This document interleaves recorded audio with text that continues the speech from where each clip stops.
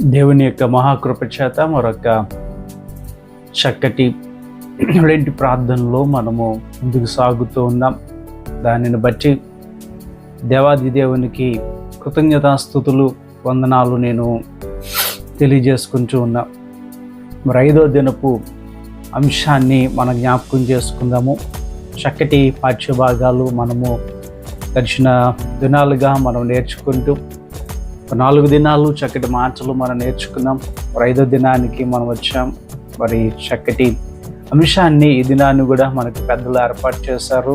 ఆ అంశాన్ని జ్ఞాపకం చేసుకుంటూ దేవుని కృపలో మనం ముందుకి అర్థం చేసుకుంటూ సాగడానికి ప్రయత్నం చేద్దాం. ఈ 5వ దినాన్ని పాఠ్యభాగాలు మనము జ్ఞాపకం చేసుకుందాం. కీర్తన గ్రంథం 90వ సంకీర్తన మనందరికీ తరచూ పరిచయమైన కీర్తన. పాత నిబంధన పాఠ్యభాగం యెషయా గ్రంథం 42 మొదటి 4 వచనాలు. సువార్త పాఠ్యభాగముగా మత్తయి సువార్త 21వ అధ్యాయము 23 నుండి 27 వచనాల్లో ఉన్న పాఠ్యభాగాన్ని మనం చూస్తూ చక్కటి అంశాన్ని ఈ దినాన్ని పెద్దలు మనకి ఇచ్చారు. దాన్ని బట్టి కూడా దేవుని నామాన్ని స్తుతిస్తున్నాము. సార్వభౌముడు అనే ఒక అంశాన్ని మనకి అనుగ్రహించబడింది. అర్థం చేసుకుంటూ దేవుణ్ణి మహిమపరుస్తూ ముందుకెళ్దాం. చిన్న ప్రార్థన. అత్యంత ప్రేమ నమ్మకం కలిగిన మా ప్రియ పరలోకపు తండ్రి, ఈ 5వ దినపు అంశాన్ని నీ మాటను మేము వివరించుకోబోతుంటుండగా, అర్థం చేసుకోబోతుంటుండగా మమ్మల్ని బలపరచండి. నా నోటి మాటలు వింటున్న ప్రతి బిడ్డ హృదయ ధ్యానము మీ దృష్టికి అంగీకారముగా మలచమని యేసు నామములో అడుగు పొందుకుంటున్నాం తండ్రి, ఆమేన్. ఈ దినాన్ని ఈ మాట మనం జ్ఞాపకం చేసుకుంటున్నాం. సార్వభౌమత్వముడు కదా. సార్వభౌముడు అంటే ఇంగ్లీష్లో మనము ది సుప్రీం పవర్ అనే మాట మనం జ్ఞాపకం చేసుకుంటాం. ది సుప్రీం పవర్ కదా. దేవుని యొక్క కొన్ని లక్షణాలను మనం అర్థం చేసుకుంటున్నాం. సువార్త పాఠ్యభాగంలో మనము గమనిస్తూ ఉంటున్నాము. నువ్వే అధికారమును బట్టి ఈ కార్యమును కదా దీన్ని ప్రకటిస్తున్నావు అని ప్రభుని ప్రభు యొక్క అధికారాన్ని ప్రశ్నిస్తుంటున్న మనుషుల్ని మనం అక్కడ చూస్తూ ఉంటున్నాం కదా. అంతకే యేసుక్రీస్తు ప్రభు వారు కూడా చక్కటి సమాధానం వారికి చెప్పారు. దేవుడు కదా నిన్ను అక్కడ మనం గమనిస్తూ ఉంటున్నప్పుడు దేవుడి నుండి దూరం అయిపోతుంటున్న ప్రజలకి ఆయన ఒక చక్కటి సమాధానాన్ని చెప్పడాన్ని సువార్త పాఠ్యభాగంలో మనము గమనిస్తూ ఉంటాం. దేవునికి ఎట్లాంటి అధికారాలు ఉన్నాయి, దేని మీద అధికారాలు ఉన్నాయి అన్న దాని మీద ఒకసారి మనము మాటలు జ్ఞాపకం చేసుకోవడానికి ప్రయత్నం చేద్దాం. పరిశుద్ధ గ్రంథంలో నుండి మొట్టమొదటిగా దేవునికి కాలముల మీద అధికారం ఉంది. కాలముల మీద అధికారం ఉంది. నేను రిఫరెన్స్లు చదవట్లేదు, కానీ ఆ రిఫరెన్స్ మీకు కోట్ చేస్తాను. దాన్ని తర్వాత ధ్యానించడానికి ఈజీగా ఉంటుంది. టైం అయిపోతుంది కనుక మరి తక్కువ సమయంలో అయితేనే వీడియోస్ మనకి ఉపయోగకరంగా ఉంటాయి. తక్కువలోనే ఎక్కువ ఇన్ఫర్మేషన్ ఇవ్వడానికి ప్రయత్నం చేస్తాం. కాలం మీద అధికారం ఉంది. సంకీర్తన 90వ సంకీర్తనలో మనం చూస్తూ ఉంచినప్పుడు యుగయుగములు నీవే దేవుడివి అని మనం చూస్తూ ఉంటాం. అంటే ఆయనకి కాలం మీద అధికారం ఉంది.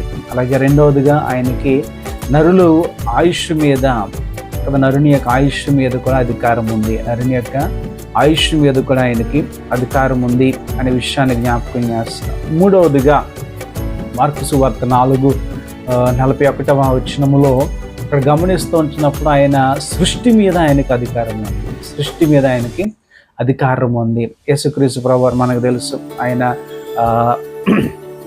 వాటలో ప్రయాణం చేస్తూ వెళ్తున్నప్పుడు తుఫాను వచ్చినప్పుడు ఆయన ఎప్పుడైతే సృష్టిని ఆయన గద్దించారో వెంటనే ఆ సృష్టి ఆయనకు లోబడినప్పుడు వింటున్న శిష్యులు వాళ్ళందరము ఆయన అధికారాన్ని జ్ఞాపకం చేసుకుంటూ ఉంటారు. ఆయన అధికారాన్ని జ్ఞాపకం చేసుకుంటూ ఉంటారు. 4వదిగా ఆయనకి మనం అర్థం చేసుకోవచ్చు, రాజ్యముల మీద, లోకంలో ఉంటున్న రాజ్యములన్నిటి మీద కూడా ఆయనకి అధికారం ఉంది. 41వ వచనం లూకా సువార్త 23వ అధ్యాయము 41వ వచనములో ఆయనకి ఉన్న అధికారాన్ని, అంటే ఈ యొక్క లోకంలో ఉంటున్న అన్ని రాజ్యాల మీద ఆయనకి అధికారం ఉంది. ఎట్లా చెప్పగలము అంటే ఆ మాట మీరు చదువుకోండి, అర్థమవుతుంది. సిలువ మీద ఉంటున్న దొంగ, అయ్యా రేపొద్దున్న నీ రాజ్యంలో వచ్చినప్పుడు మమ్మల్ని జ్ఞాపకం చేసుకో అంటే ఆయనకి భూమి మీద ఉంటున్న లేదా సృష్టిలో ఉంటున్న అన్ని అధికారాల మీద రాజ్యాధికారాలు ఆయనకున్నవి అనే మాటని ఆయన జ్ఞాపకం చేస్తున్నాం. 5వదిగా మనం చూస్తున్నప్పుడు న్యాయం మీద ఆయనకు అధికారం ఉంది. యెషయా గ్రంథం మనం చదువుకుందాం 42వ అధ్యాయం మొదటి 4 వచనాల్లో చూస్తే ఆయనకున్న అధికారాన్ని, న్యాయం మీద ఆయనకున్న అధికారాన్ని మనం అక్కడ ఆ లేఖనాల్లో 4వ వచనంలో కూడా ఆ మాట మనం చూస్తూ ఉంటాం. 5వదిగా మనం చూసాము. 6వదిగా దేవాలయం మీద కూడా ఆయనకి అధికారం, దేవాలయం మీద కూడా ఆయనకి అధికారం ఉంది. మత్తయి సువార్త 21వ అధ్యాయం 23 నుంచి 27 వచనాల్లో చూస్తాము. అలాగే యోహాను సువార్త 2వ అధ్యాయము 13 నుంచి 16 వచనాల్లో మనము దేవాలయం మీద ఆయనకున్న అధికారాన్ని మనము ఆ లేఖనాలను బట్టి చూస్తూ ఉంటాం. 7వదిగా మనం చూస్తూ ఉంటే మన జీవితాల మీద అధికారం ఉంది. మన జీవితాల మీద ఆయనకి అధికారం ఉన్నట్టుగా దేవుని మాటలను బట్టి మనం జ్ఞాపకం చేసుకుంటాం కదా. మనము మన సొత్తు కాదు, ఆయన సొత్తుగా మనం ముందుకి సాగుతున్నాం. కొరింథీయులకు రాసిన మొదటి పత్రిక, అపొస్తలుడైన పౌలు కొరింథీ సంఘానికి రాసిన మొదటి పత్రిక 6వ అధ్యాయము 19-20 వచనాలు మనం చూస్తూ ఉంటున్నప్పుడు మన మీద మనకి అధికారం లేదు. ఎందుకు అని అంటే ఆయన స్వరక్తం ఇచ్చి ఆయన మనల్ని కొనుక్కున్నాడు. మనము మన సొత్తు కాదు, మనము ఆయన సొత్తు. ఆ అధికారము ఆయనకుంది అనే మాట మనం చూస్తూ ఉంటాం. చూడండి, మత్తయి సువార్త 28వ అధ్యాయము 18వ వచనంలో నుంచి చివరికి ఆయన మాట్లాడుతూ ఉంటున్నప్పుడు మీకు మీ మీద పూర అధికారం మీకు ఇచ్చాను కదా. ఆయన చక్కటి మాటలు అక్కడ చెప్తూ ఉంటారు. ఆ మాటలు అర్థం చేసుకోండి. దేవుని కృపను బట్టి ఆయనకి ఎట్లాంటి గొప్ప అధికారము కలిగిన వాడు. ఆయన్ని అధికారం గురించి వాళ్ళు ప్రశ్నిస్తున్నప్పుడు వారికి ఆయన చాలా చక్కగా ప్రశ్నతోటే జవాబిచ్చిన ఒక గొప్ప తెలివైన వానిగా యేసుక్రీస్తు ప్రభువుని ఖచ్చితంగా మనం ప్రతిసారి జ్ఞాపకం చేసుకుంటాం కదా. అక్కడ ఉంటున్న వాళ్ళకున్న ఆచారం ఏంటి అని అంటే ప్రశ్నతోటి జవాబు చెప్తారు. అట్లాగే యేసుక్రీస్తు ప్రభువారు కూడా అక్కడ ఎవరైతే యేసుక్రీస్తు ప్రభువారిని ప్రశ్నించారో వాళ్ళకి ప్రశ్న వేసి ఆయన ఆ జవాబు తెలియజేసినట్టుగా మనము ఆ లేఖనాలు బట్టి మనం చూస్తున్నాం కదా. ఈ దిద్దుబాటు దినాల్లో నీవు కూడా ప్రభువుని ప్రశ్నించే వారిగా ఉండిపోతున్నావా? వద్దు, తప్పు. దేవుని మాటని గమనించు. ఆయన సర్వభూమి మీద సర్వాధికారము కలిగిన వాడిగా మనం చూస్తూ ఉంటున్నాము కదా. 7 విషయాలు మనము జ్ఞాపకం చేసుకున్నాం. మానవ జీవితం మీద ఆయనకి అధికారం ఉంది, దేవాలయం మీద ఆయనకి అధికారం ఉంది, న్యాయం మీద ఆయనకి అధికారం ఉంది, లోక రాజ్యముల మీద ఆయనకి అధికారం ఉంది, సృష్టి మీద ఆయనకి అధికారం ఉంది, కాలముల మీద ఆయనకి అధికారం ఉంది. ఇటు గొప్ప దేవుణ్ణి మనము ఈ దిద్దుబాటు దినాల్లో మనం ప్రార్థిస్తూ దేవుణ్ణి నిజంగా ఆరాధించగలిగినప్పుడు ఖచ్చితమైన శ్రేష్టమైన దీవెనలు దేవుడు మనకి ఇస్తారు అనే విషయాన్ని కూడా మీకు మరొకసారి జ్ఞాపకం చేసుకుంటున్నాం. మనం అందరము కూడా ఆయన అధికారానికి లోబడాలి. ఎందుకు అనంటే అపోస్తలుడైన పౌలు గారు చెప్తున్న మాటని మనం చూద్దాం, లేదా భక్తులు చెప్తున్న మాట ఇది చూద్దాం ఒకసారి. రోమపత్రిక 10వ అధ్యాయము 9వ వచనంలో మనం చూస్తూ ఉంచినప్పుడైతే ఎవరైతే ఆయన నోటితో ఒప్పుకొని హృదయంలో విశ్వసిస్తారో వారే రక్షింపబడతారు. మరి ఆయన అధికారానికి నువ్వు ఒప్పుకుంటేనే కదా మనము ఆయన రక్షకులను ఒప్పుకోవాలి. దినాన్ని నువ్వు నిజంగా అతి జ్ఞానం కలిగిన వారు కొంచున్నామో లేదో ఒకసారి గమనించండి. చూడండి, సామెతల్లో అంటాడు జ్ఞాని అయిన సొలొమోను 3వ అధ్యాయం 6వ వచనంలో అంటారు, నీకు నీవే జ్ఞానివని అనుకునవద్దు, నీ సొంత పెత్తనాలు వద్దు. ఆయన అధికారానికి ఒప్పుకుందాం. మన స్వబుద్ధి మీద ఆధారపడద్దు, ఆయన మీద ఆధారపడదాం. అలా వెళ్ళినప్పుడే దీవించబడతావు. నీకు ఇష్టం వచ్చినట్టు ఉపవాసం చేసుకోవడం కాదు, నీకు నచ్చినట్టుగా నువ్వు సరిదిద్దుకోవడం కాదు. ఆయన అధికారానికి ఒప్పుకో. అప్పుడు ఆయన నిన్ను సరిదిద్దుతారు, అప్పుడు ఆయన నిన్ను నడిపిస్తారు, అప్పుడు ఆయన నిన్ను బలపరుస్తారు. మాటలు మనం జ్ఞాపకం చేసుకోవాలి. పౌలు గారు ఎంత గొప్పగా అటు రీతిగా దేవునికి లోబడ్డారు అని అంటే ఆయన ఎక్కడికి వెళ్ళమంటే అక్కడికి వెళ్ళారు, ఎక్కడికి వెళ్ళొద్దు అంటే అక్కడికి వెళ్ళడం మానేశారు. ఎంత మాట్లాడమంటే అంతే మాట్లాడేవారు, ఎవరితో మాట్లాడమంటే వాళ్ళతో మాట్లాడేవారు, వాళ్ళతో మాట్లాడొద్దు అంటే మాట్లాడడం మానేశారు. మరి దినాన్ని మనం ఎలా ఉంటున్నాము? నోరుంది కదా అని, స్వేచ్ఛ ఉంది కదా అని నీకు నచ్చినట్టుగా నువ్వు మాట్లాడకూడదు. నీవు దేవుని అధికారములో నువ్వు ఉండాలి. నువ్వు నీ సొత్తు కాదు, మరలా జ్ఞాపకం చేస్తున్నావు. విలువ పెట్టి దేవుడు నిన్ను కొనుక్కున్నారు.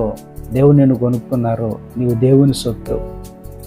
దేవుని బిడ్డగానే ముందుకు సాగాలి, ఆయనకి లోబడాలి. ఆయన గొప్ప సర్వాధికారము కలిగిన దేవునిగా ఆయన ఉన్నారు. ఆయనకి మనం లోబడినప్పుడే మన జీవితాలు కూడా దీవించబడతాయి. ఇక 5వ దినాన్ని ప్రభు మనతో మాట్లాడుతూ జ్ఞాపకం చేస్తున్నారు. క్లుప్తంగానే ఈ మాటలు నేను ముగించడానికి ఇష్టపడుతూ ఉంటున్నాం కదా. రాకడ సమీపముగా ఉంది కదా. మనము కదా మన దినములు మనము లెక్కించుకున్నట్టు మనకి అలవాటు అవ్వాలి. మన దినాలు మనం లెక్కించుకోవడం అలవాటు కావాలి. అంటే దిద్దుబాటు దినాల్లో 5 దినాలు అయిపోయినాయి కదా అని అనడం కాదు. ఆ దినాలు కాదు, ఈ భూమి మీద నుంచి వెళ్ళిపోయే దినాలు. దేవునికి ఒక పని అప్పగించుంటారు. ఆయన అధికారిగా కదా, ఆయన మనకు అధికారిగా ఉన్నారు. ఆయన పని చెప్పారు. అదేంటో తెలుసుకున్నామా? ఎన్ని సంవత్సరాలు భూమి మీద ఉంచాము, రాకడ సమీపంగా ఉంది. ఇప్పుడైనా ఆయన అధికారానికి లోబడి నీ చిత్తాన్ని కాదు, ప్రభుని అడుగు, ప్రభా నా చిత్తం కాదు, నీ చిత్తమే నా ఎడల నెరవేరాలి.